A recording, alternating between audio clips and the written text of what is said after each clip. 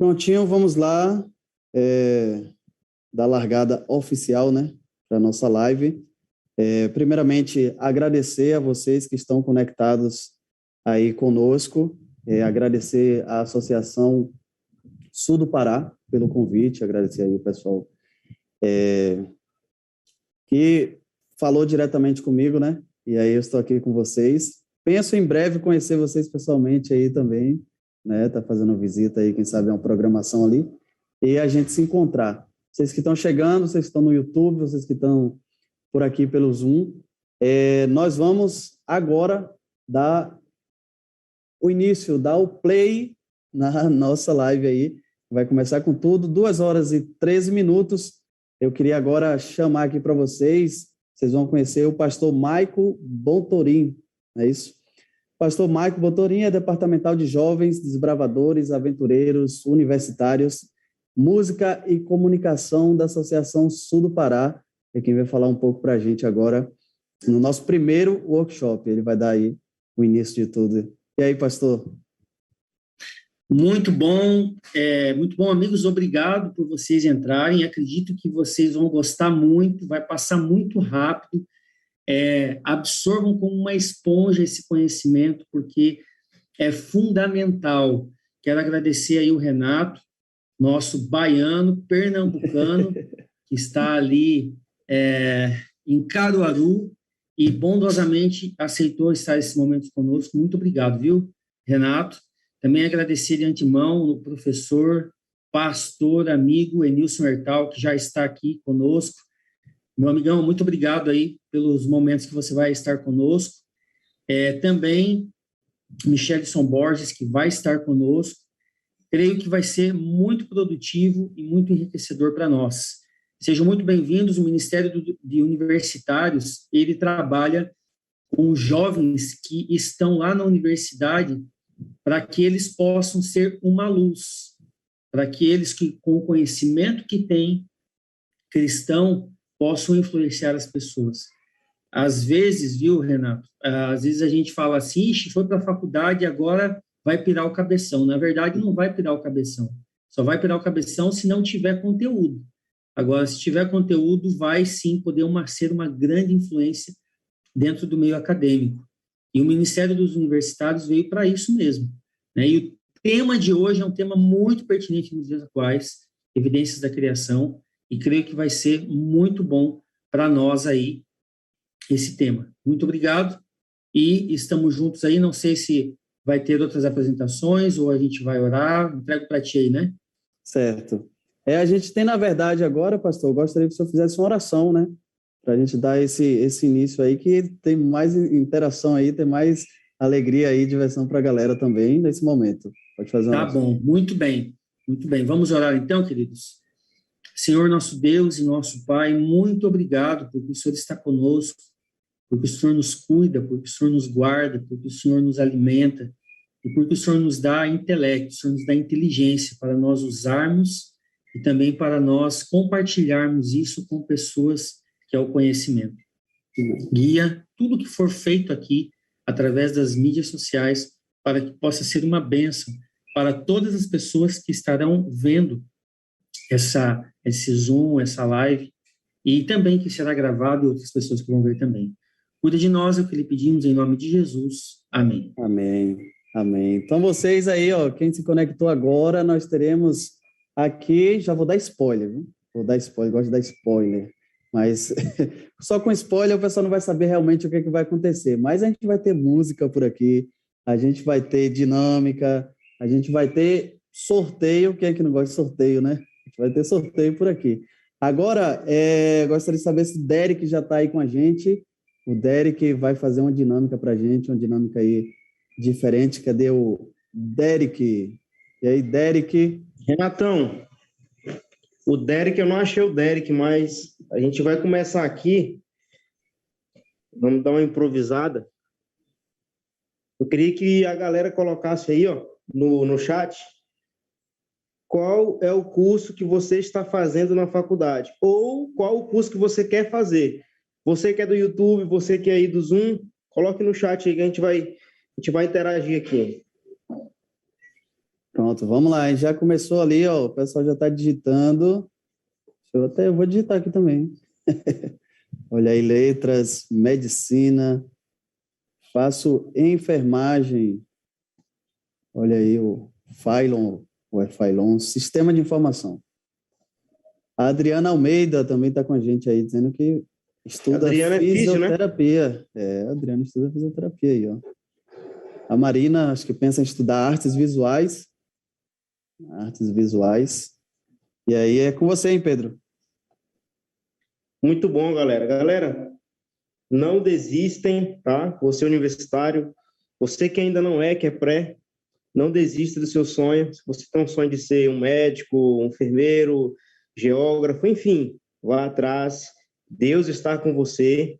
E lembre-se, ao chegar na universidade, não banane a cabeça. Procure a Deus, vá atrás de Cristo, que Ele é a nossa base, que Ele é a nossa luz, né? Atenção você que está conectado com a gente pelo Zoom. A gente está transmitindo pelo YouTube. A gente pede que vocês mantenham o áudio de vocês desligado. Mantenha desligado aí, para a gente não ter interferências, certo? Então, você pode aí, se você também quiser migrar aí para o YouTube, você pode assistir lá no YouTube também, né? Quem não quiser entrar aqui pelo link, para não dar tanta interferência, mas mantenham o áudio de vocês desligado, certo? É isso aí, muito louvor, muita adoração, muita oração. A gente vai agora para o nosso primeiro tema. E a gente tem aqui o nosso primeiro tema, juízo, adoração e criação. São palavras-chave para a mensagem final do Evangelho. Então, eu quero convidar aqui, na verdade, vou falar um pouco, né, sobre o pastor Enilson Hertal. O pastor Enilson Hertal é da União Norte Brasileira. Ele atua na obra adventista desde 1999 e foi professor, diretor escolar, diretor de educação em 3 campos, atuou na área de assuntos públicos e liberdade religiosa e hoje o pastor Enilson Hertal, ele ocupa a função de diretor de educação, Ministério da Família, Assuntos Públicos e Liberdade Religiosa da União Norte Brasileira. Então vocês vão receber aí, ó, pastor Enilson Hertal, que vai estar trazendo para a gente o primeiro tema aqui no nosso primeiro workshop, né, Evidências da Criação. Boa tarde, pastor Enilson. Olá, Renato, tudo bem? Muito bem. Boa tarde também para o meu amigo Maico e todos que estão aqui participando, tanto aqui na Zoom, como também lá no link do YouTube. É um prazer estar com vocês. Parabéns pela iniciativa. Eu conversava com o pastor Donato outro dia. Fazia tempo que eu não via aqui no nosso território nenhuma iniciativa no sentido de trabalhar as questões envolvendo criacionismo. E a gente vai conversar um pouquinho sobre essa temática hoje à tarde, é por isso que nós estamos aqui. E propositalmente a gente vai iniciar as discussões sobre essa temática fazendo um cruzamento de dados entre o que significa criacionismo para nós e o impacto que isso tem na nossa identidade e em relação ao nosso futuro. E depois os demais colegas vão falar sobre algumas evidências científicas em relação à criação e evolução. Até porque, quando nós falamos de criacionismo, nós não estamos apenas discutindo 2 pontos de vista, nós não estamos discutindo apenas 2 teorias. Na verdade, nós estamos mergulhados no grande conflito cósmico em que o planeta Terra é o palco.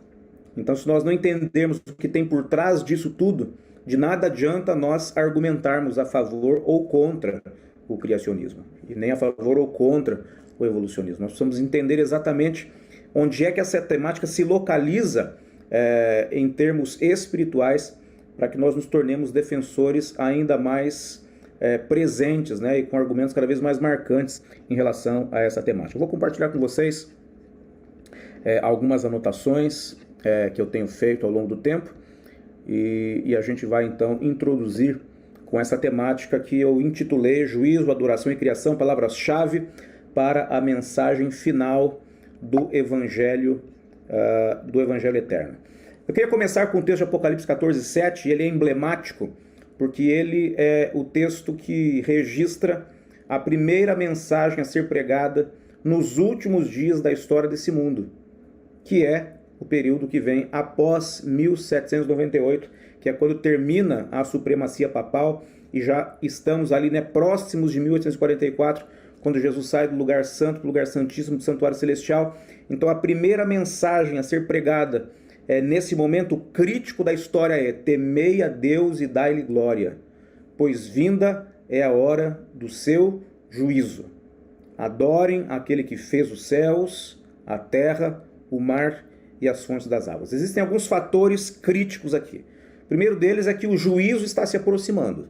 E é óbvio, né? Se Jesus inicia o juízo pré-advento investigativo em 22 de outubro de 1944, então nós temos um juízo iminente, especialmente para aqueles que já morreram. Obviamente que não chegou o momento ainda de os vivos serem julgados, e é uma fake news, né, teológica, que muitas vezes se utiliza nos púlpitos para amedrontar as pessoas, dizendo que, olha, pode ser que hoje o seu nome esteja sendo passado lá no santuário celestial, então pode ser que hoje seja a sua última chance. Pode ser que seja a sua última chance, porque pode ser seu último dia de vida, mas somente quando encerrar o período de graça e começarem as 7 pragas é que o juízo sobre os vivos irá começar no lugar santíssimo do santuário celestial. Então a primeira notícia, né, que nós temos nessa mensagem é que o juízo está iminente. A segunda coisa é que existe um item a ser avaliado que vai separar os salvos dos perdidos nesse juízo, que é o juízo final, o juízo pré-advento investigativo, ou seja, não existe uma segunda oportunidade depois desse juízo. Então, o que separa os salvos dos perdidos é aqueles que adoram aquele que fez e aqueles que não adoram aquele que fez. E olha que interessante, né? Deus pede para ser lembrado nesse último momento da história como um Deus criador. Ele poderia se auto-intitular o Deus que perdoou, o Deus que enviou o Filho para morrer e ressuscitar. Ele poderia ser o Deus que cura, ele poderia ser o Deus de amor, mas ele pede para ser adorado nesses últimos dias da história como aquele que fez. Deus quer ser reconhecido como criador no período final da história desse mundo. E nós vamos descobrir já por quê. Aqui nós temos, né, gente, um cenário das 2.300 tardes e manhãs, e nós sabemos que a partir de 1844, então, inicia esse período de juízo já apresentado em Apocalipse 14, versículo 7, como sendo a última mensagem, né, a última das 3 mensagens finais definitivas que nós chamamos carinhosamente no meio adventista de as 3 mensagens angélicas. E é óbvio, né, que esse juízo acontece no contexto do santuário do céu. E aqui eu criei 2 colunas, gente, para apresentar para vocês como santuário e criação caminham lado a lado. O que mostra que o nosso julgamento, né, o nosso julgamento final, ou seja, a nossa sentença definitiva, né, de salvos ou perdidos, vai ser determinada por fatores ligados a nós crermos na criação ou nós não crermos na criação. Então vamos lá. Apocalipse 14, versículo 7, primeira parte, diz assim: temei a Deus e dai-lhe glória, pois vinda é a hora do seu juízo. É uma verdade sobre o que acontece no santuário. A sequência dessa mensagem é: adorem aquele que fez, ou seja, adorem ao Criador e não à criatura. E esse aqui já é um antídoto ao evolucionismo. Deus pede para que nós adoremos a Ele como Criador. E se Ele é Criador, então o evolucionismo perde espaço. E aí, essa mensagem termina dizendo, né, que nós adoramos a Deus de que maneira? Reconhecendo-o como Criador do céu, da terra, do mar e das fontes das águas. Se nós olhamos para os 10 mandamentos, em um dos mandamentos, nós temos uma referência clara a Deus Criador. E é o 4º mandamento. O que nos mostra, mais uma vez, né, que a associação entre o nosso juízo, o fato de nós crermos que Deus é Criador e nós guardarmos o sábado, são fatores determinantes para a nossa salvação. Salmo 78, versículo 69 diz assim: e construiu o seu santuário durável como os céus e firme como a terra, que Deus fundou para sempre. Aqui nós temos uma mescla, né, de santuário e criação ao mesmo tempo. Santuário e criação. O salmista aqui deixa muito claro, né, que há uma intimidade entre o santuário durável, ou seja, o santuário do céu, que tem a ver também com a criação, porque é o mesmo Deus, né, que fez os céus. Depois nós encontramos em Gênesis 2:2 e 1 Reis 7:40 até o 51, que foram cumpridas 7 etapas na construção do santuário e então finalmente a obra foi encerrada. Olha que interessante. 7 etapas concluídas com a expressão terminou a obra. Em Reis nós vemos a construção do santuário, mas em Gênesis nós vemos a criação do mundo. Existem 7 etapas para a criação do mundo e existem 7 etapas para a construção do santuário. Na coluna da direita, Gênesis 40:33 diz que há 7 etapas concluídas com a expressão acabou a obra. Mais uma vez nós temos santuário e criação caminhando lado a lado. Então a expressão terminou a obra, que nós vemos aí em Gênesis 40:33, aparece somente nessas 3 passagens, indicando claramente a relação entre o santuário, o templo, né, e a criação. Vamos para mais alguns paralelos então. Levítico 23:28 diz para a gente que no dia da purificação do santuário, nenhuma obra o israelita deveria fazer. E no sábado, que é o memorial da criação, Êxodo 20, versículo 10, também diz que não farás nesse dia nenhum trabalho. Olha o paralelismo, gente, sempre. Criação e santuário caminhando juntos.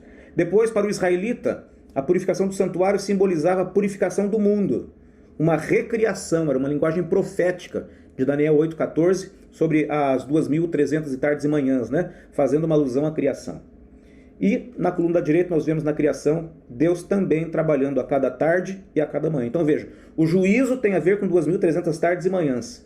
E a criação tem a ver com tardes e manhãs também. Ou seja, a mesma linguagem utilizada para descrever o tempo é utilizada tanto para apresentar o período, né, que antecedia a purificação do santuário, como também os dias da criação do mundo. E finalmente, nós vemos a purificação do santuário, que é simultaneamente, né, a consciência do juízo divino e a esperança da recriação.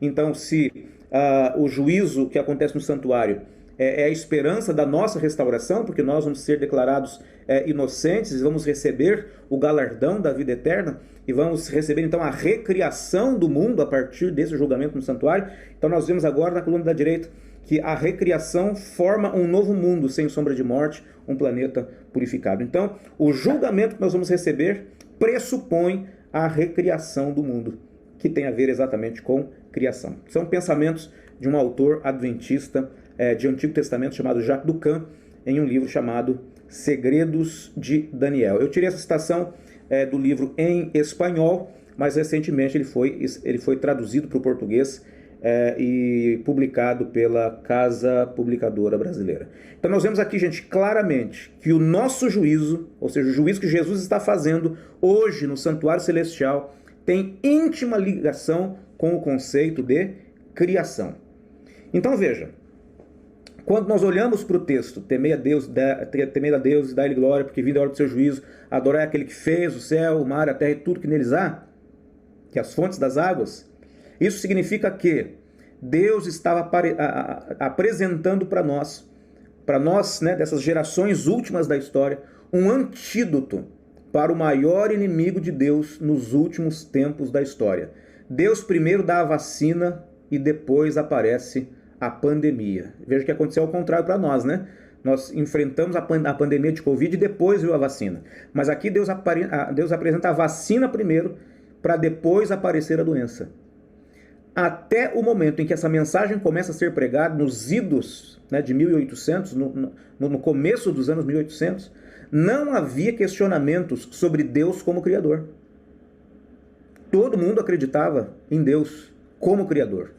Mas Deus, poucos anos antes de um grande evento científico, diz que ele precisava ser lembrado como um Deus criador. E agora nós vamos entender por que é que Deus pede para ser chamado como criador. Se o antídoto, né, é nós adorarmos aquele que fez, o veneno aí está diante de nós.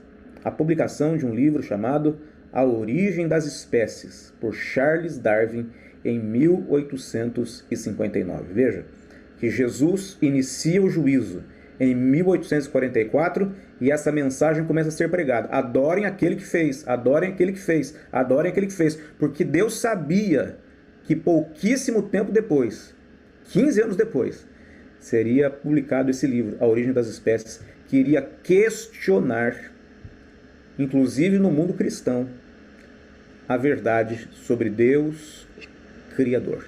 Então aí está uma imagem estilizada de Charles Darwin nas ilhas de Galápagos, no Equador, em que esse cientista, fazendo algumas observações, chega à conclusão de que as espécies evoluíram ao longo de milhões de anos. Deus, sabendo que isso iria acontecer, pede para que o seu povo pregue esta mensagem: adore aquele que fez. E esse será motivo específico para o julgamento final dos homens nos últimos dias da história do mundo. Deus é sábio, Deus sabia que nós seríamos envoltos nessa grande controvérsia, e aí está, né? Inclusive, um selo postal em celebração às, entre aspas, né, descobertas de Charles Darwin. É a primeira vez, amigos, que houve uma dissociação entre a visão bíblica e a visão científica. Até porque, muito embora a Bíblia não seja um livro de ciências, mas é um livro que contém ciência. Mas pela primeira vez chegou-se à conclusão de que religião tinha que ficar de um lado e ciência tinha que ficar do outro, porque a religião diz que Deus fez. E essa ciência agora, né, maculada pelo pensamento darwiniano, começa a dizer que Deus não fez. Ok? Então vocês vão começando a perceber, né, que há uma grande trama por trás dos bastidores. Nós vamos discutir hoje à tarde só quais são as evidências da criação para a gente ter mais argumentos. É claro que a gente precisa ter mais argumentos. Muitos de vocês aqui são universitários, vão precisar de defender a sua fé com argumentação. E existe argumentação científica sólida para defender o criacionismo. Mas muito mais do que isso, nós percebemos a grande controvérsia entre o bem e o mal, que nos assola. E se nós escolhermos um caminho ou outro caminho, tem a ver com o nosso destino eterno, e não apenas com uma discussão, né, sobre quem ganha a queda de braço entre criação e evolução. Quais são, gente, então, as estratégias ao longo da história de Satanás para evitar que o plano da redenção desse certo? Primeiro ele diz para Adão e Eva que eles conheceriam o bem e o mal. Depois ele trabalha pela morte de Jesus, quando Jesus nasceu. Depois ele tenta comprar Jesus, pedindo para que ele o adorasse lá, em uma das 3 tentações. Depois, ao longo da Idade Média, ele tenta proibir a Bíblia. E finalmente, nesses dias em que nós estamos vivendo, e são os últimos dias da história, a derradeira estratégia de Satanás é permitir a Bíblia. Olha que paradoxo, né? Satanás, querendo vencer Deus, faz questão que as Bíblias sejam agora distribuídas aos montes. Ele não quer mais queimar Bíblias. Por quê? O objetivo dele é que as pessoas tenham a Bíblia, mas não entendam a Bíblia. E especialmente acreditem que Deus não criou. Que a história de Gênesis 1 e 2 é apenas uma alegoria. E nós temos vivido, gente, uma grande crise no mundo cristão. Boa parte dos movimentos cristãos já tem levado em consideração a possibilidade de ter o evolucionismo teísta como a melhor saída, né, a saída pela tangente, para não desacreditar da existência de Deus, mas também para acomodar a teoria evolucionista no meio cristão. Ou seja, Deus, Deus é criador, tudo mais. Ele coloca as primeiras formas simples de vida no planeta, mas com o passar dos séculos, dos milhões de anos, então essas formas elementares de vida que Deus colocou aqui se transformaram nas espécies que nós temos hoje. Esse aí é o evolucionismo teísta. Então Satanás está muito feliz, porque boa parte dos evangélicos hoje, inclusive católicos também, já aderiram a esse posicionamento, que parece ser um posicionamento de consenso, né, de equilíbrio, para não brigar nem com os cristãos nem brigar com a ciência. Mas na verdade, nós temos que pautar a nossa visão no assim diz o Senhor, e não em uma negociação para acomodarmos cosmovisões acerca da origem da vida. Então, para nós terminarmos de amarrar esse nosso bate-papo inicial, e para vocês terem essa base, né, espiritual sobre o que significa acreditar em criação e evolução, para que os demais colegas venham e tragam mais evoluções, mais discussões a respeito dessas evidências da criação. Primeiro, se nós Vamos agora começar a quebrar, né, uma cadeia de verdades para acomodarmos a evolução. Olha só o problema. Se eu acredito em evolução, então nós precisamos questionar a existência de Deus como criador das espécies que aí estão. Segundo lugar, nós deixamos de acreditar que o universo e o mundo foram feitos perfeitos.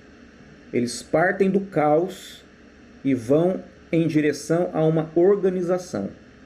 Mas se nós olhamos ao nosso redor, o mundo está se organizando ou ele está se desorganizando?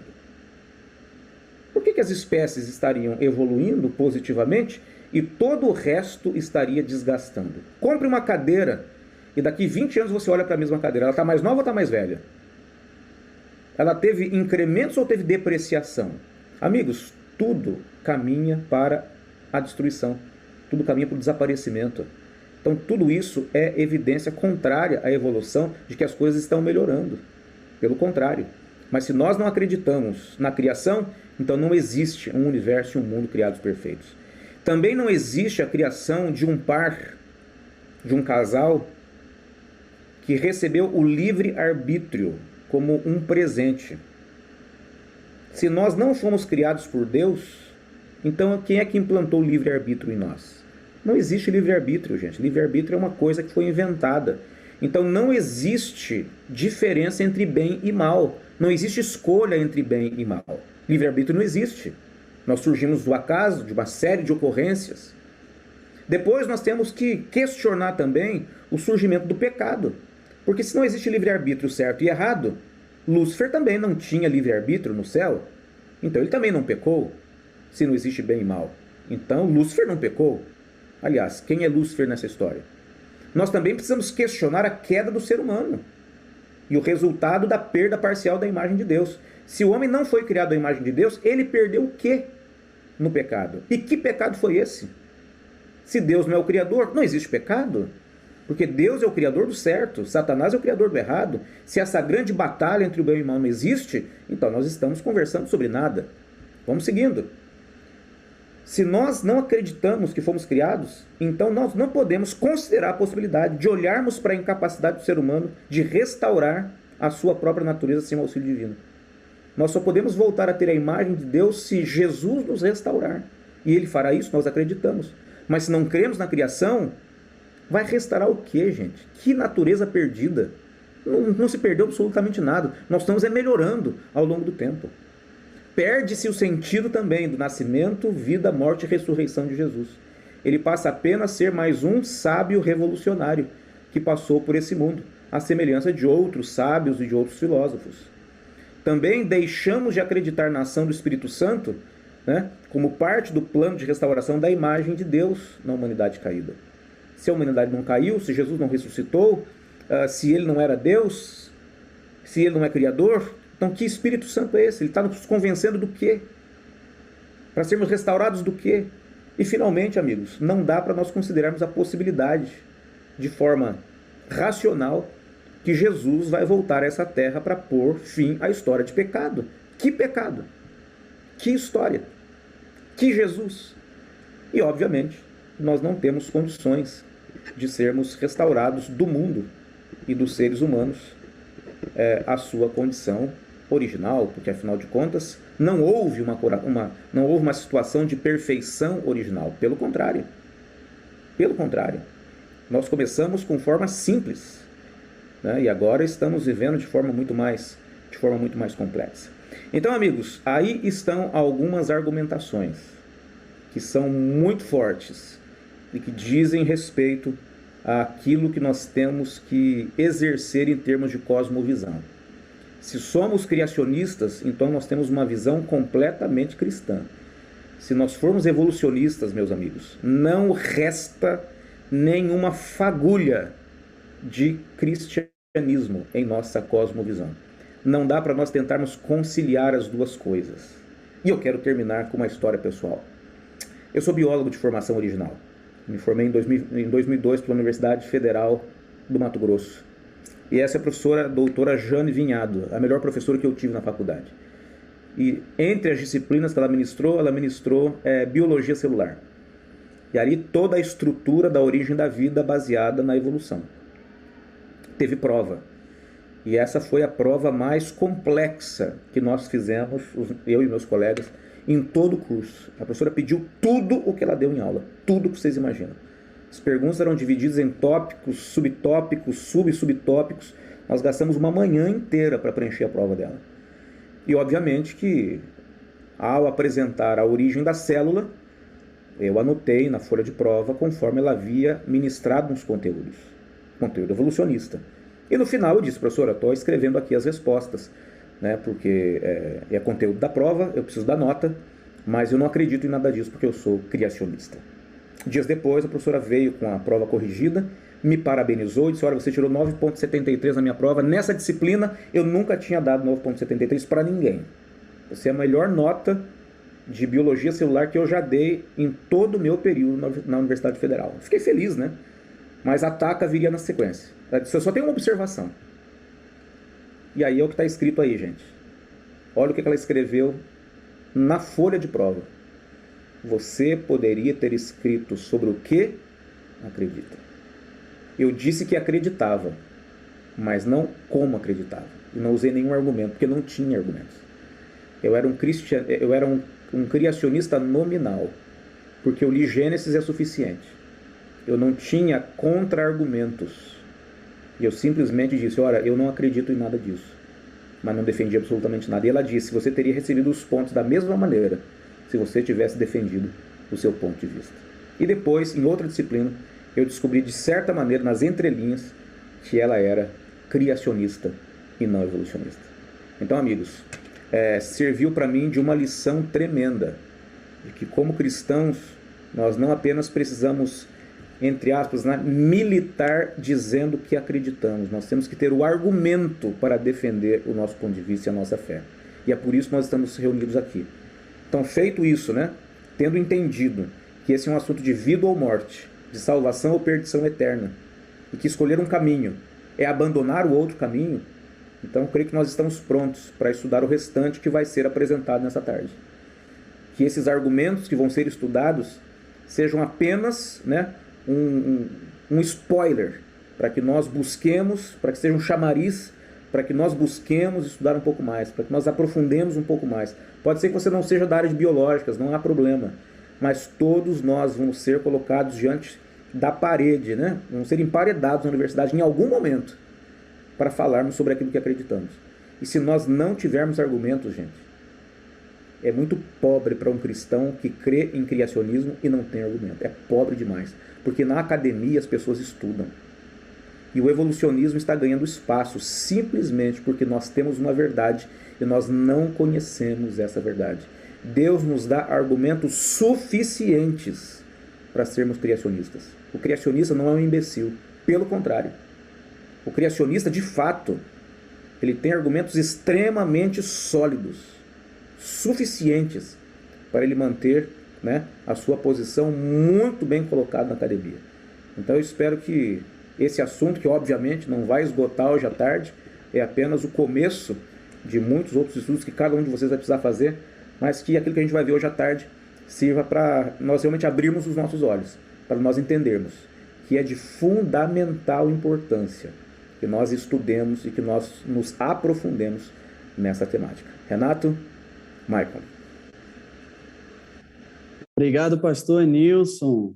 Pastor Nilson falou para a gente aí, nossa, que gostei muito ali, pastor, da analogia ali da vacina, né, que o senhor fez, o pessoal que está conectado aí também deve ter focado aí em outras partes, muitos argumentos ali também citados, né, o testemunho incrível, né, e aí que o senhor pôde aprender mais com um momento como esse e passando isso para a gente, porque são jovens, são universitários aí que estão frequentando a universidade e que passam também por dificuldades, que passam por problemas como estes, que precisam se embasar, precisam criar.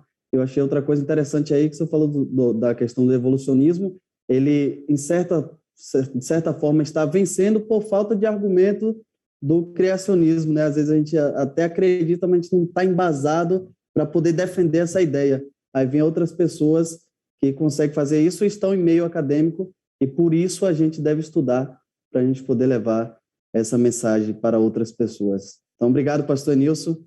Eu quero falar agora para vocês, nós já tivemos aí o pastor Enilson, né, falando um pouco, alguns argumentos aí que a gente pode estar utilizando, contando testemunho, e agora a gente vai para nossa última parte, que nós teremos aqui o pastor Michelson Borges. O pastor Michelson Borges está conectado com a gente aí. Ele é jornalista, editor na Casa Publicadora Brasileira e autor de vários livros, como A História da Vida e Por que, creio. Pós-graduado em Biologia Molecular e mestre em Teologia. É membro da Sociedade Criacionista Brasileira e tem participado de seminários em diversos lugares do Brasil e no exterior. O pastor Michelson Borges, ele vai falar com a gente agora com o tema Razões para Crer, no primeiro workshop aqui, Evidência da Criação. Seja bem-vindo, pastor Michelson Borges. Boa tarde, amigos, tudo bem com vocês? Que bom estar aqui neste momento com vocês para discutir esse tema tão empolgante. Para mim sempre é uma alegria poder falar de criacionismo, evidências da criação, até porque nem sempre fui criacionista, né? E de ex-evolucionista para criacionista foi um processo assim bem complicado, mas libertador. Outro dia a gente conta como é que foi esse processo aí, essa história. No meu canal no YouTube eu já contei várias vezes ali o meu testemunho, né? Como foi a minha mudança de evolucionista para criacionista, enfim. Mas parabéns aí pela iniciativa também. Espero que outros, né, sigam o exemplo. Hoje, com esses recursos aí de videoconferência, né, ficou mais fácil de termos contato com pesquisadores, com pessoas de outros lugares. E creio que todo ano deveria ocorrer aí pelo menos um evento, né, de cunho criacionista, especialmente para os pré-universitários e para os universitários também.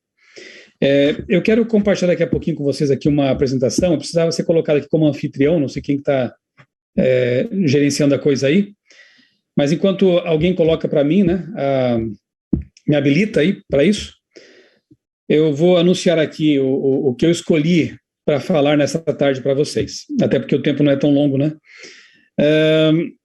Evidências da criação, razões para acreditar no criacionismo, nas digitais do Criador, enfim. De onde podemos tirar informações sobre isso? Curiosamente, eu decidi falar sobre algo que foi publicado nesse livro aqui, famoso, eu acho que até já foi mencionado aí por alguém, né, em alguma palestra anterior. É o livro de Charles Darwin, o clássico dele, né? Origem das Espécies. Nessa edição aqui, na página, eu quero ler para vocês um detalhe aqui curioso, na página 31, Darwin escreveu o seguinte: depois de um trabalho de 5 anos, permiti-me teorizar sobre o assunto e escrever algumas pequenas notas. Em 1844, olha a data aí que interessante, em 1844, elas foram adicionadas em forma de ensaio às conclusões que então me pareciam prováveis. Ou seja, este livro aqui que mudou a história da biologia, da própria ciência, né, que deu tremenda ênfase assim ao darwinismo, ao evolucionismo, que passa a ser também chamado darwinismo por causa desse autor aqui, ele começou a ser escrito em 1844 e vai ser publicado em 1859, e aí essa teoria chamada teoria da evolução, ela ganha um tremendo fôlego, né, uma tremenda força aí no mundo. Numa das edições mais antigas desse livro, eu quero tentar, vamos ver se dá certo agora aqui, ok, deixa eu compartilhar com vocês a minha tela aqui para vocês verem, tá aparecendo aí para vocês? Tudo certo? Beleza. Numa das edições antigas aí do livro, Origem das Espécies, o prefácio foi escrito, a apresentação foi escrita por um cientista famoso chamado Richard Leakey. A foto está aí na tela, né, quando ele era mais jovem.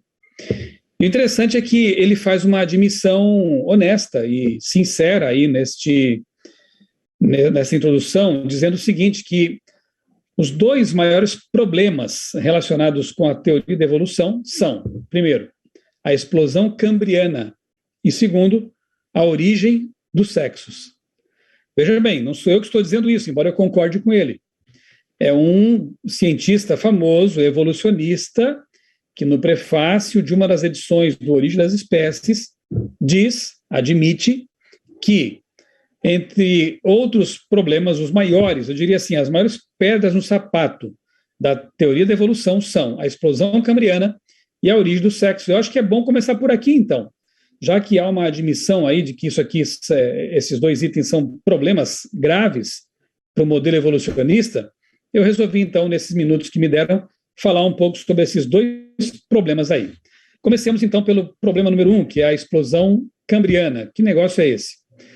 Quando você pensa na coluna geológica, imagine assim um bolo de camadas, ok? Uma camada de chocolate, uma camada de baunilha, uma camada de abacaxi, e por aí vai, né? Cada camada dessa seria um extrato, né? Um extrato geológico, uma camada da coluna geológica. Só que, segundo a ótica evolucionista, cada uma dessas camadas, ou cada um desses estratos, eles se sobrepõem uns aos outros ao longo de milhões e milhões de anos, certo? Claro, não há evidências, isso aí, se eu tivesse mais tempo para falar sobre essa questão geológica aí, nós mostraríamos, por exemplo, que não há evidências de erosão entre uma camada e outra, entre um extrato e outro. Dr. Naor publicou agora recentemente, eu tenho aqui na biblioteca o livro dele, deixa eu mostrar aqui para vocês. Dr. Naor Neves de Souza Júnior, um grande nome do criacionismo no Brasil, ele publicou esse livro aqui, A Grande Extinção em Massa, Evidências e Implicações da Maior Tragédia Ambiental da História da Terra. E aqui ele fala, por exemplo, sobre a questão do Grand Canyon, que ali você consegue ver os estratos geológicos mais facilmente, né, porque houve ali algum tipo de catástrofe hídrica no passado que talvez um super lago que se rompeu e aí cavou toda aquela quantidade de sedimentos e revelou ali os estratos geológicos. Curiosamente, eles são planos paralelos. Como eu disse, não há evidências de erosão de um estrato para o outro, o que deveria existir, já que eles teriam ficado supostamente expostos ali às intempéries ao longo de milhões de anos. Ok, lá na base, praticamente, dessa coluna geológica, nós encontramos o período cambriano, mais ou menos 500 milhões de anos atrás, supostamente, segundo a ótica evolucionista, né? Só que no Cambriano, as principais formas de vida complexas, assim, os principais filos biológicos, eles já aparecem ali formados. Você vê nessa imagem, por exemplo, amonitas, trilobitas, né? Trilobita parece aquela baratinha ali, inclusive é um logotipo do meu blog aqui, ó, o blog criacionismo.com.br, né, que eu já tenho há 15 anos. Eu criei ali um logotipo, é um trilobita estilizado, ali na imagem em laranja. O curioso é que você, lá no Cambriano, lá embaixo, né, supostos 500 milhões de anos, você já tem vida complexa. Note que os animais já têm órgãos de locomoção, têm olhos, obviamente tem células, e quem estuda célula, né, eu fiz uma pós-graduação em biologia celular e molecular. A gente passa, assim, meses só estudando a célula e não esgota o assunto. Eu tenho um livro aqui em casa, não sei se estão vendo aqui atrás de mim, essa de capa vermelha, Biologia Molecular da Célula. Tem mais de 1000 páginas só para estudar cada organela. Então, se o ser vivo já tem uma célula que seja, ele já é ultra, mega, power complexo, ok? Dizer que a vida começou com uma simples célula é um absurdo. Essa frase não faz sentido. Porque se há uma célula, você tem ali complexidade realmente absurda, ok? E esses animais, eles aparecem no registro fóssil do nada, porque no pré-cambriano, que é o extrato abaixo do cambriano, você não encontra um pré-trilobita, um pré-amonita, animais, digamos, mais rudimentares, que com o tempo, é assim que o modelo da evolução entende as coisas, né? Com o tempo vão se tornando mais complexos, surgem novos planos corporais, novos órgãos funcionais, ninguém sabe como, porque isso aí seria um milagre, né? Porque para surgir um novo órgão funcional, seria necessário um novo aporte de informação genética. E de onde vem essa informação?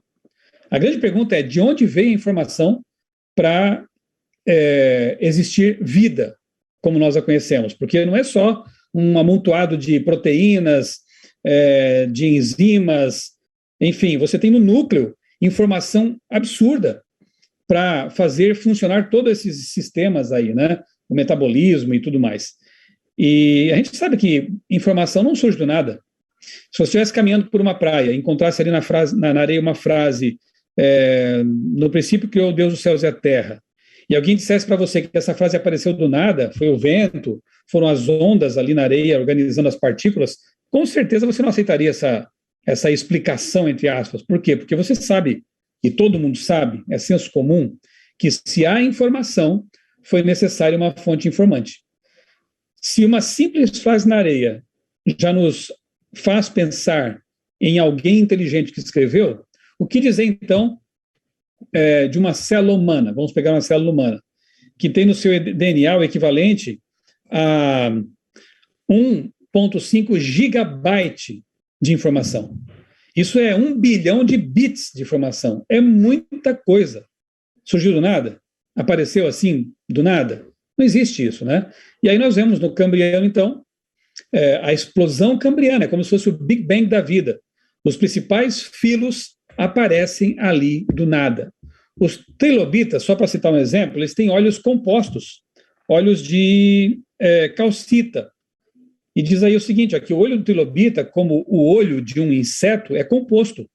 Ali embaixo tem o olho de uma libélula, é mais ou menos assim também. Era, né? Quando se crê, os trilobitas estão extintos. Ele tem muitos omatídeos, ou tubos, está ali naquela figura, cada um apontando em uma direção ligeiramente diferente. E cada omatídeo tem sua própria lente, de modo a formar uma imagem precisa do que está na direção exata que ele está apontando. Isso é fantástico. Descartes e Huygens lidaram com esse problema, né, da aberração esférica lá no tempo deles. Só que esses trilobitas, de supostos milhões de anos, já eram dotados de um mecanismo óptico que driblava esse tipo de aberração visual, com esses omatídeos. E aí? Você vai me dizer que a vida começa assim já? Com essas lentes disponíveis, com esses omatídeos, com nervos ópticos, né, que são fibras, são como que fibras ópticas, né, super avançadas, já tinham neurônios especializados na visão, disponíveis. Isso começa a parecer milagre, né, na verdade. É muito mais do que aquilo que os criacionistas costumam mencionar, que Deus, o Todo-Poderoso, traz à existência os seres já complexos, funcionais, e assim como nós cremos, né? Por etapas sucessivas, a coisa não funciona. Simples assim. Então, eu concordo com o Richard Leakey. A explosão cambriana é uma tremenda pedra no sapato da teoria da evolução. Até hoje, não se encontrou resposta convincente para esse mistério da vida. A vida surge, e surge complexa. O outro problema que ele aponta é a origem dos sexos. E, de fato, é um problemão, porque, vamos dar uma chance. A vida, então, surgiu de alguma forma. Lá num passado primordial aparece, de alguma forma milagrosa, aí uma célula ou coisa parecida, uma bactéria, sei lá. Esse organismo, obviamente, que era assexuado no princípio. E para que a vida pudesse continuar existindo, ele tinha que ser dotado de algum mecanismo de divisão, né, de uma reprodução assexuada, o que já é muito complicado, muito complexo, porque ele tem que duplicar o seu material genético, as suas estruturas têm que se deslocar, né, para cada lado da célula, para que depois haja uma cisão, né, uma meiose, e então aparecem no lugar de duas, são clones, e assim vai, né? Isso já é muito complexo, já é muito complicado, mas, para piorar as coisas para os evolucionistas, e é o Richard Leakey quem está dizendo isso, em algum momento da história evolutiva apareceram macho e fêmea. Mas, gente, não é tão simples assim, tá? Porque, veja só, para você ter um órgão, o sistema reprodutor masculino, não é uma questão só de anatomia. Novamente, são necessários neurônios especializados na função, hormônios, é o que Michael Behe chama no livro Caixa Preta de Darwin de sistemas de complexidade irredutível. São muitas partes interconectadas para que o sistema funcione. Não dá para aparecer uma parte de cada vez, sendo que elas são interconectadas, ok? Então, veja, só um exemplo aqui, ó. A produção dos espermatozoides, ela é codificada por um gene chamado BOLI, um único gene. Portanto, se esse gene aí não existiu em algum momento, não havia reprodução sexuada, simples assim. Agora, se ele passou a existir por algum milagre qualquer, e se ele tivesse sofrido alguma mutação ao longo da história, suposta história evolutiva, a vida também teria desandado. Um único gene codifica a produção de espermatozoides. Como explicar isso, né? Ok, mas vamos aqui dar algumas chances para a história evolutiva. Então, vamos dizer que, por alguma mutação milagrosa, aparece ali todo um sistema reprodutor masculino funcional. Beleza. Mas cadê a fêmea? De que adiantaria ter um sistema reprodutor masculino sem uma fêmea com a qual haver o cruzamento? Então, ok, uma mutação deu origem a um sistema reprodutor masculino há, sei lá, 200 milhões de anos no passado. Estou chutando aqui as datas, o tempo, ok? E a mutação que deu origem ao sistema reprodutor feminino, com toda a sua complexidade própria, hormônios, neurônios especializados e tudo mais, anatomia e tudo mais, esse sistema surgiu, digamos, há 100 milhões de anos. 200 aqui, 100 ali. Seria inútil, porque eles nunca se encontrariam para poder cruzar. Ok, vamos dar mais uma chance aqui para a história evolutiva. Surgiu um macho por mutação aleatória há 200 milhões de anos e uma fêmea também há 200 milhões de anos. Só que o macho, ele apareceu na China pré-histórica e a fêmea no Brasil pré-histórico. De que adiantaria também isso aí? Nunca se encontrariam. Tá bom, vamos dar mais uma chance. Então vamos dizer que apareceu um macho e uma fêmea por mutação aleatória há cerca de 200, 300, 400 milhões de anos, na mesma época e na mesma geografia. Nessas horas eu pergunto, quem é o verdadeiro crente? Sou eu, o criacionista, ou são as pessoas que creem nessa sucessão de milagres evolutivos? Porque para o criacionista o relato é simples. E Deus formou o homem e a mulher e disse, cresçam e se multipliquem. Pronto, foi um projeto. E esse projeto funcionou bem desde o começo, porque o homem e a mulher eram, na primeira vez, já compatíveis. Mas a coisa continua complicada, porque, veja, os milagres aconteceram porque a gente deu chance aqui, né? Beleza. Mas aí o que acontece é a fecundação, né? Outro milagre, porque eles misturam o material genético de ambos os sexos e dessa mistura nasce um ser, gera-se um ser, que é ele também capaz depois de se reproduzir. É uma coisa fantástica, né? Enfim, mais um milagre para a nossa listinha. Essa revista aqui, a revista Ciência Hoje, é uma revista séria, científica, no Brasil, e em 2010 eles publicaram uma matéria de capa muito boa, com o título O Desafio da Gestação, por que a mãe não rejeita o feto? Gente, é uma boa pergunta. Por que o corpo da mãe não rejeita sempre o feto, já que metade da bagagem genética daquele feto não pertence ao corpo da mulher? Portanto, a tendência era de o sistema de defesa dela identificar o intruso e destruí-lo, ou expeli-lo, expulsá-lo.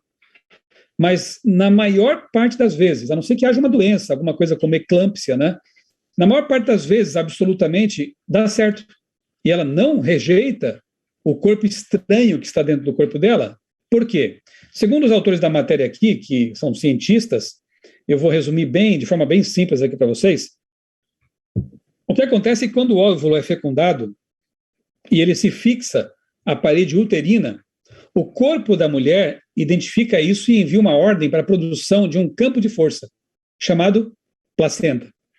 Ela se forma, ela envelopa, ela envolve o óvulo fecundado e ali dentro daquele ambiente protegido, ele começa a haver uma multiplicação celular super acelerada, onde havia apenas uma célula fecundada ali, né, o célula ovo, começa a ter 2, 4, 8, 16, e é uma coisa assim muito rápida, né?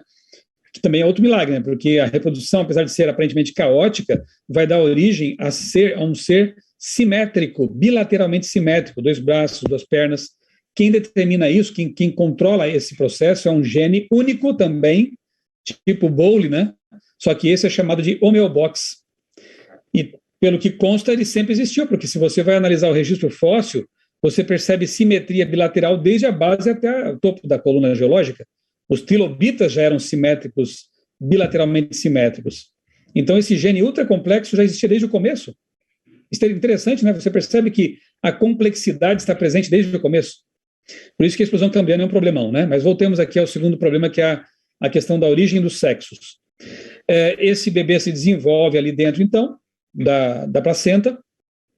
E na matéria, eles até apontam outro detalhe interessante. Digamos que houvesse alguma falha, por algum motivo, um anticorpo da mãe conseguisse penetrar, romper, atravessar a barreira placentária. Vai matar o feto ali, em desenvolvimento? Não, porque o sistema de defesa do feto também já está em desenvolvimento. E ele identifica a invasão desse anticorpo da mãe. E o que acontece é maravilhoso, né? Uma espécie de conversa bioquímica. Ali o anticorpo do filho, né? Como que diz assim para o anticorpo da mãe: mamãe, não se preocupe, porque quem está aqui é o seu filho, né? Então você não precisa destruir essa forma de vida que para o seu corpo é um tanto estranha. Gente, nessas horas eu não consigo mais, é como diz o título de um livro, né? Não tenho fé suficiente para ser ateu. Nessas horas eu não consigo realmente deixar de acreditar que há um projeto, inclusive um Deus que antevê as coisas, né? Antevidência. Se houver um problema, nós já estamos aqui prevendo um tipo de reparo. Como que um sistema de defesa, de reparo, e olha, o nosso corpo o tempo todo conta com sistemas de reparo, senão a gente morreria de câncer o tempo todo, muito mais do que já acontece no mundo agressivo de hoje. O que acontece é que o nosso DNA está sendo o tempo todo reparado por mecanismos de reparo. E acontece aqui também a mesma coisa, né? Por que haveria no corpo já um tipo de defesa, de mecanismo para corrigir problemas, sendo que o problema nem tinha aparecido ainda? Será que a evolução, que é aleatória e cega, tem capacidade de prever coisas? Antever coisas? Claro que não, mas Deus sim. Assim como Deus estabeleceu, e agora eu vou fazer uma ponte com a teologia, assim como Deus estabeleceu que se o homem pecasse, o ser humano pecasse, haveria um plano, e o plano já estava traçado para essa contingência, Deus também colocou mecanismos na vida para conter maiores danos, caso houvesse algo chamado pecado, que está na origem de todos os males. Isso é antevidência, e isso revela inteligência, design inteligente, ok? Mas tem mais, a coisa não para por aqui. Ok, esse bebê, essa célula foi fecundada, né? O óvulo foi fecundado, se desenvolveu dentro da placenta, e chega um momento que esse bebê tem que nascer. E agora? Curiosamente, a pelve, vamos tomar como exemplo aqui o ser humano, né? A pelve da mulher, a bacia, ela permite a passagem de um bebê. A do homem, não. Nesse momento, eu costumo até dizer o seguinte, né? Tem homens aí que querem ser mulher, né? E externamente eles até procuram se assemelhar com as mulheres. Só que não tem jeito, biologicamente falando, biologia não tem ideologia, né? Biologicamente, cromossomicamente, geneticamente falando, é homem e é mulher. E o homem jamais conseguiria dar à luz com um parto natural a um bebê. Se ele, em seu ventre, mesmo não tendo útero, um bebê, teria que ser sempre por cesárea, esse tipo de nascimento. Por quê? Porque não foi projetado para isso. Inclusive, quando a mãe está em trabalho de parto, no corpo dela é jorrado um hormônio chamado ocitocina, que ajuda a, inclusive, afrouxar ali os ligamentos. É mais um elemento que favorece também o parto natural. Então, os milagres vão se multiplicando, gente. Vocês percebem? É uma coisa atrás da outra, né? E aí, quando nasce o bebê, outra coisa que já estava esperando por ele, o leite materno. Olha que interessante isso aqui, ó. O inibidor da secreção de tripsina pancreática é encontrado em níveis altos no colostro, que é aquele primeiro leitinho que sai quando o bebê começa ali a sugar, né? Esse inibidor é uma molécula normalmente encontrada no pâncreas e protege o órgão de sofrer danos pelas enzimas digestivas que ele mesmo produz. É uma autoproteção. A amamentação prepara o intestino do bebê para receber comida. Além de possuir anticorpos, o colostro é rico em vitamina A, que suplementa as baixas reservas do fígado do recém-nascido. Gente, como que o leite materno já sabia que o bebê chegaria com essas necessidades? Você percebe que é uma série de sistemas integrados, um esperando pelo outro já, antevidência, né? Isso é realmente impressionante. Inclusive, existem variações na formulação do leite materno quando o bebê é menino ou menina. Há necessidades próprias também, e o leite ele já vem ajustado. Olha, eu só posso louvar a Deus por tanta bondade e tanta inteligência, um projeto tão finamente ajustado, né? Se fôssemos falar sobre as questões assim celulares, que foi justamente a minha pós-graduação, né? Nós temos, por exemplo, o ribossomo, uma organela que fabrica proteínas usando aminoácidos. Ele vai costurando aminoácidos e produzindo proteínas. Só para vocês compararem comigo, o ribossomo ele produz 20 blocos de proteína por segundo. A máquina molecular que o ser humano já inventou artificialmente, que mais se aproxima do ribossomo, ela produz 4 blocos a cada 12 horas. Compare a diferença, ok? O ribossomo, que já existe há milhares de anos, ok? Produz 20 blocos por segundo. Graças a Deus, porque a gente existe devido a essa maquininha, né? A máquina molecular artificial que o ser humano inventou não chega nem perto, com toda a nossa tecnologia moderna, não chegamos nem perto de imitar a produção de um ribossomo. Uma hidrelétrica, para vocês, revela design inteligente? Sim, e muito, né? É realmente uma coisa, uma tremenda invenção. Você vê aqui, no caso da Itaipu, né, que é uma das maiores do mundo, as tubulações dela aí, ó. Um reator, são 20 turbinas, né? A central de controle, computadores super avançados controlam cada detalhe dessa usina geradora de energia. O que ela faz? O que uma hidrelétrica faz, basicamente? Ela transforma um tipo de energia não tão útil numa energia bem mais útil. No caso da hidrelétrica, ela pega a energia do movimento das águas, energia cinética, e converte em energia elétrica, que é distribuída por linhas de transmissão.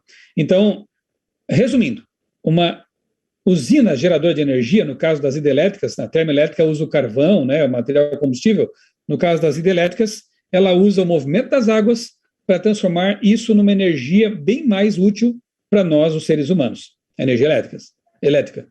Ok, guarda essa informação. E agora vamos pensar nas mini usinas geradoras de energia que nós temos em cada célula. Detalhe, nós temos trilhões de células. E cada célula tem milhares de mitocôndrias. Ou seja, nós temos um número incalculável de mini Itaipus dentro de nós, funcionando para que nós possamos existir, possamos nos locomover, pensar, fazer tudo o que fazemos. O que a mitocôndria faz? Mais ou menos como a hidrelétrica, ela converte um tipo de energia que não é útil para nós, não é tão útil para nós como energia estocada em forma de açúcares, gordura, e transforma essas gordura e açúcares, né, em moléculas de adenosina trifosfato, ATP, que é uma energia ótima para nós, que é o que nos move, na verdade.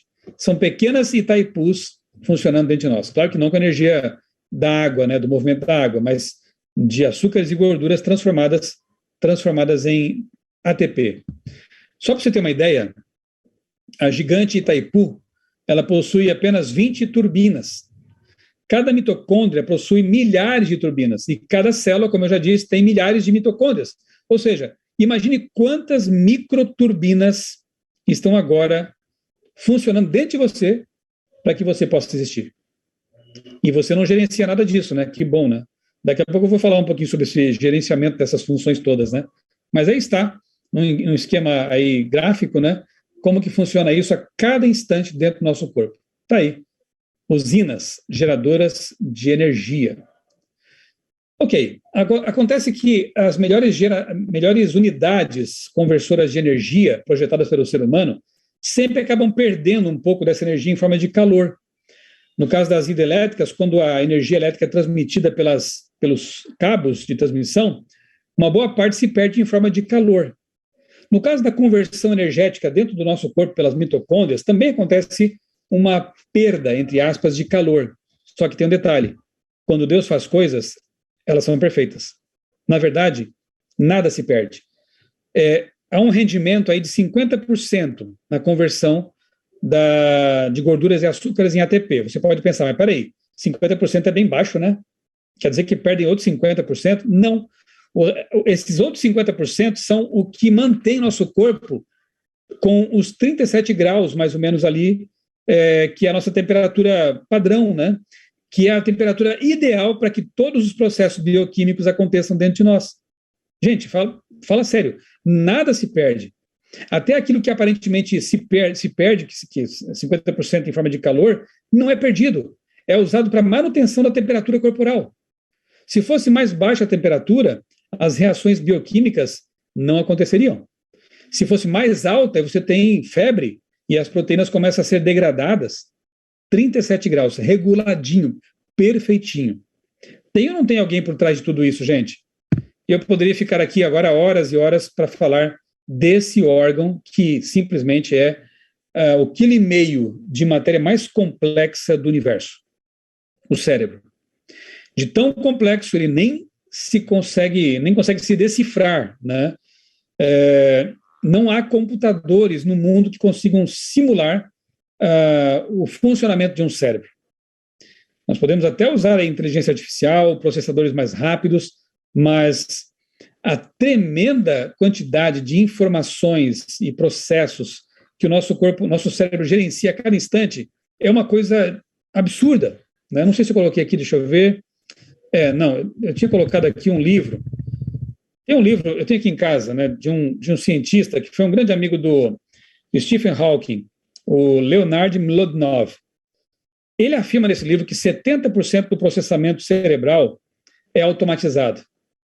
Ou seja, o teu coração bate mesmo quando você dorme,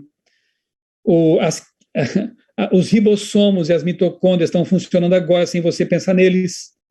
O gerenciamento é automatizado, mas o teu cérebro está nesse momento processando um monte de outras informações. Por exemplo, você está vendo essa apresentação aqui, então o teu cérebro está processando as informações visuais, as cores, a perspectiva, o movimento.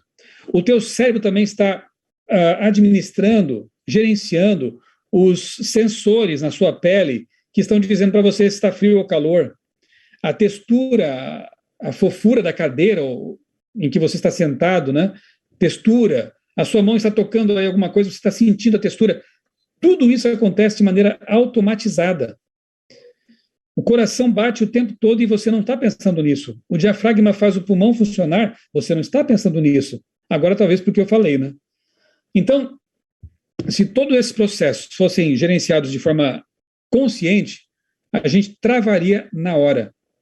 Não tem o Windows, não tem o iOS, não tem sistema operacional que suporte tamanha carga de informações chegando o tempo todo ali na central de comando. Então, na sua infinita bondade, Deus colocou tudo isso automatizado. 70% do processamento é automatizado. 30% estão disponíveis para você pensar, para você amar, para você prestar atenção nessa palestra, para fazer o que você bem entender. É incrível e também maravilhoso. Sabem, às vezes, mesmo escritores evolucionistas se traem quando vão escrever sobre algo que é muito complexo. É o caso aqui desse livro da Folha de São Paulo, portanto é um livro secular, não sei nem se o autor é ateu ou não, né? Mas o curioso é que ele escreveu o seguinte aqui sobre o cérebro. Presta atenção. O cérebro é o objeto mais complexo que o homem conhece. Concordo com ele. Dentro dessa massa aparentemente de grosseira e disforme, há o maior projeto de design já visto. Se eu fosse ele, eu não teria escrito dessa forma, porque isso aqui é criacionismo puro, né? Se há um projeto, isso pressupõe um projetista. Se há um design, isso pressupõe um designer. Como que esse pessoal não tomou cuidado, né, na hora de escrever um livro que não é criacionista, em deixar uma frase tão evidente, apontando para a evidência maior, inclusive uma das maiores, né, de um projeto de design inteligente. O cérebro, diz mais aqui, tem aproximadamente 100 bilhões de neurônios, é mais ou menos a quantidade de estrelas de uma galáxia. É muita coisa, que são as células nervosas cerebrais. Cada um desses neurônios pode fazer entre 1.000 e várias centenas de milhares de sinapses, que são as pontes, né, entre um neurônio e outro. Logo, o seu cérebro é capaz de produzir cerca de 1.000 trilhões de conexões. É inigualável, incomparável. E o cérebro já existe há milhares de anos. Não é tecnologia de ponta. O cérebro é a prova d'água, você pode mergulhar com ele tranquilamente. É mais ou menos a prova de choque, né? Você pode bater. Eu tenho um filho pequeno em casa, e quando era menor ele vivia batendo aqui, acolá, correndo, brincando, e o computador dele está ali funcionando bem, graças a Deus. Então, é algo realmente maravilhoso. Só pode ser um projeto de design como nunca se viu. Nunca se viu. Ok. Eu poderia entrar em outros detalhes e a gente poderia se estender aqui, mas acabaríamos praticamente repetindo o que eu já falei. A vida foi projetada. Os sistemas foram desenhados para funcionar como funcionam. Tudo isso revela uma coisa que, para Paulo, lá em Romanos capítulo 1, versos 19 e 20, era muito óbvio. Ele escreveu que os atributos invisíveis de Deus, tanto o seu eterno poder quanto a sua própria divindade, claramente se reconhecem desde a fundação do mundo, sendo percebidos por meio das coisas que foram criadas. Em outras palavras, o que o apóstolo Paulo está falando aqui nesses dois versos, Romanos 1, 19 e 20, é design inteligente. Se há um design, isso pressupõe um designer. Se há um projeto, isso pressupõe um projetista. Se há informação, isso pressupõe uma informação, uma fonte informante. E tudo isso é encontrado ao nosso redor. Na natureza, nas plantas, nos animais. Ao você se olhar no espelho, tudo isso é perceptível. Não só os céus declaram a glória de Deus, o firmamento anuncia a obra de suas mãos. A vida também revela muito do seu autor. Nós temos evidências de sobra para continuar crendo que Deus existe e que o criacionismo é o melhor modelo para explicar essas questões. Inclusive, essas duas que, para Richard Leakey, são uma pedra no sapato da evolução, não do nosso sapato, porque nós temos as respostas para essas questões.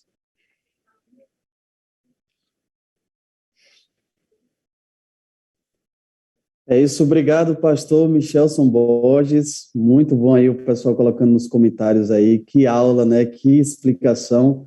A gente vê aí a complexidade da vida, na verdade, aponta para a existência de um Criador e que nós acreditamos que é o Senhor, nosso Deus. Muito obrigado, pastor. Obrigado por aceitar o convite aí de estar participando com a gente e falando para esses jovens, jovens universitários, jovens aí que estão aqui buscando mais conhecimentos para a criação de argumentos para defender aquilo que a gente acredita. Então, muito obrigado, pastor. Infelizmente, pessoal... Se você me permite, amigo, eu quero, Renato, né, eu quero divulgar aqui um material. Sim, sim. Já tem 20 anos aqui de história editorial na CPB, 25 anos, né? Mas que eu reformulei há poucos anos, que é o História da Vida. Se você é universitário, pré-universitário e gostaria de ter uma introdução geral ao criacionismo, eu recomendo esse livro aqui, tá bom? Da CPB, Casa Publicadora Brasileira, cpb.com.br. A História da Vida. Aqui eu apresento esses argumentos, falo sobre dinossauros, falo sobre métodos de datação, evidências da existência de Deus, enfim. Eu diria que é uma boa introdução para esse universo aí do criacionismo e do design inteligente.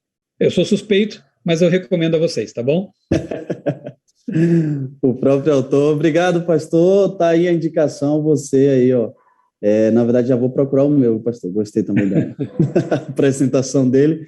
Toda a explicação, com certeza, tem mais detalhes lá, né, que a gente não consegue colocar aqui em 25 minutos, 30 minutos. Então, a gente agradece aí pela sua participação, tá bom, pastor? Muito obrigado. Um abraço. Eu ficaria até mais tempo com vocês, mas daqui eu já estou indo para um outro compromisso. Então, eu quero, assim, mais uma vez agradecer o convite que me fizeram e estimulá-los a buscar esse conhecimento, né, ir para a universidade preparados, porque ali vocês vão encontrar oposição ou vão encontrar argumentos contrários, mas se vocês já se prepararem para isso de antemão, vocês vão ter sucesso lá e vão poder ser uma testemunha no campus universitário, assim como Daniel foi em Babilônia e José no Egito. Deus espera isso de vocês. Se vocês puserem o pé na água do mundo acadêmico, o mar vai se abrir, mas você tem que fazer a sua parte, né? Como diz 1 Pedro 3,15, estejam preparados para dar a razão da esperança, da fé que vocês têm. Deus abençoe a todos vocês. Amém. Tchau, tchau, pastor. Muito obrigado. Tchau, tchau. É isso aí, gente. A gente está chegando, infelizmente, a gente está chegando ao final depois de toda uma aula, toda uma explicação, palestras. Pastor Enilson, a gente passa aqui para agradecer, inclusive, ao pastor Maicon, que começou ali com a gente, pastor Enilson, que esteve com a gente aqui também, com o tema de sua palestra. Agradecer a Vitória, que trouxe a música para a gente, a Vitória que cantou aí, o Pedro Henrique, né? Agradecer a Associação Sul do Pará, a Associação do Sul do Pará, que deu espaço aí para que esses jovens pudessem estar fazendo esse encontro, esse primeiro workshop aí, né, com o tema Evidência da Criação. Não se resume a esse, claro, se é o primeiro, vamos ter mais, né? Agradecer aí o pastor Michelson Borges, foi o último a falar com a gente, e também agradecer a todos vocês pelo convite, agradecer a direção aí que entrou em contato, que me convidaram para estar participando desse momento. Eu aprendi muito com vocês, eu já estudei em universidade pública, sei muito bem como são algumas questões ali, às vezes a gente entra em debates, né? Às vezes a gente entra em conversa, pessoas vêm com questionamentos, mas se tivermos argumentos e segurança da nossa fé, aí essas coisas não vão nos abalar. Agradecer aí também a Adriana pela dinâmica, obrigado, Adriana, e todos vocês que nos assistiram no YouTube, você que nos assistiu aqui no Zoom, você que recebeu o link, você que aparentemente aí chegou do nada e apareceu na nossa live, quero agradecer a todos vocês que estiveram aqui no dia de hoje, nesse sábado à tarde. Então, muito obrigado. A live vai ficar aí no YouTube, você pode enviar para outras pessoas, certo? Achou o tema muito interessante, quer aprender mais ali, pode voltar também e assistir, vai ficar aí no canal, se não me engano, Adventistas Sul do Pará, certo? Gostaria de convidar aqui o pastor Maicon. O pastor Maicon vai dar as últimas palavrinhas aí para a gente, o pastor Maicon está por aí, e fazer uma oração com a gente, pastor, para a gente finalizar esse momento. Muito bem, em meio aos agradecimentos, nós não poderíamos deixar de agradecer a você, viu, Renato? É o nosso parceiro aí, direto de Pernambuco, para a Associação Sul do Pará. Seja sempre muito bem-vindo e muito obrigado pelo carinho aí seu e a condução, viu? Queridos, então, esse foi o nosso primeiro workshop de muitos. Compartilhem esse link, vai ficar gravado para que muitos possam ver. Foi muito edificante, eu aprendi muito também e acredito que muitos podem ver, aprender, para nós termos uma base sólida no que nós cremos, defender o que nós cremos, para que nós possamos fazer a diferença aonde nós estamos, e o exemplo que o pastor Enilson deu lá, possa fazer valer na sua vida também, lá na sua universidade. Vamos orar então? Feche seus olhos, vamos encerrar. Papai do céu, muito obrigado, porque o Senhor nos dá oportunidades, e hoje à tarde tivemos a oportunidade, com os meios, com a tecnologia, lá ouvimos um filho seu que estudou, que tem conhecimento lá em São Paulo, pastor Michelson Borges, que o Senhor possa abençoar a vida dele, os planos, os projetos. Também o Senhor trouxe para nos ajudar o Renato, lá de Pernambuco, lá de Caruaru, está conosco aqui. O Senhor o capacitou, é um jornalista capacitado, trabalha na obra, trabalha para o Senhor, muito obrigado. E também, lá direto de Belém, o professor e pastor Enilson também, que trouxe os conhecimentos. E todos nós aqui do sul do Pará. Guia nossos passos, guia os nossos caminhos e conduz o restante dessa tarde. E muito obrigado por nos amar e nos ter feito a sua imagem e semelhança.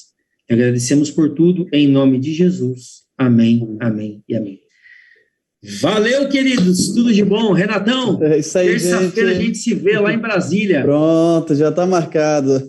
Vamos lá. Valeu, abraços. Valeu, o pessoal está aguardando já a segunda edição aí, ó, pedindo aí nos comentários. Vamos marcar, hein? Pronto, já vamos para a segunda edição aí, ó. Nós temos de tempos em tempos o nosso O Que Você Faria, que trabalha as crenças fundamentais. Fiquem ligadinhos aí já para o nosso próximo episódio, tá bom? Abraços. Obrigado. Fui. Valeu, gente. Tchau, tchau. Boa tarde para vocês.